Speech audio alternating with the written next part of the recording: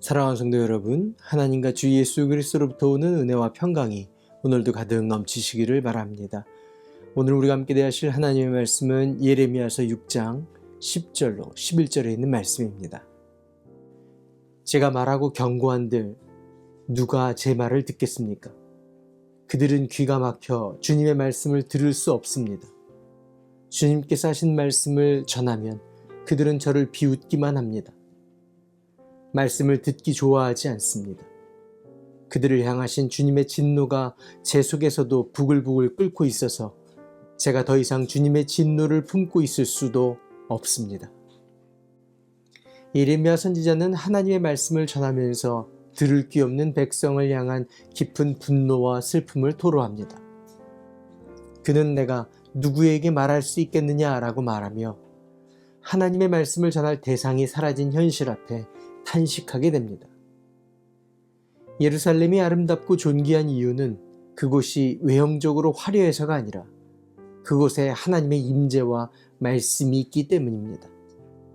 마찬가지로 이스라엘 백성이 거룩하고 존귀한 것은 그들에게 여호와의 말씀을 맡기셨기 때문입니다.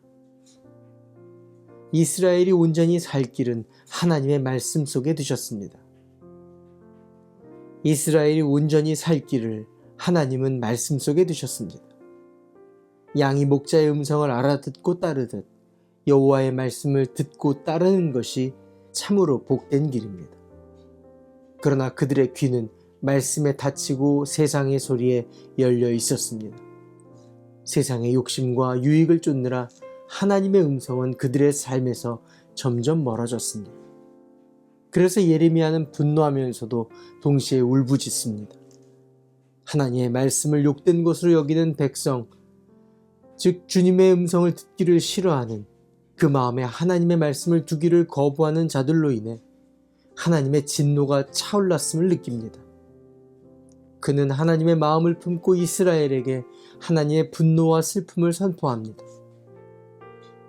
사랑하는 성도 여러분, 하나님의 음성이 들려질 때 하나님의 길을 걷는 복된 성도가 되어집니다. 시편 143편에서 다윗이 기도합니다. 아침에 나로 하여금 주의 인자한 말씀을 듣게 하소서. 내 영혼을 주님께 드립니다. 내가 다닐 길을 알게 하옵소서.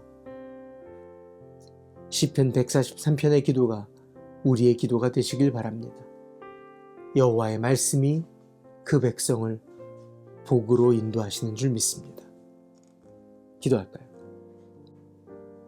좋으신 하나님, 여호와의 말씀으로 하나님께서 그의 하나님이 되게 하시고 그 백성은 하나님의 소유가 되게 하셨습니다.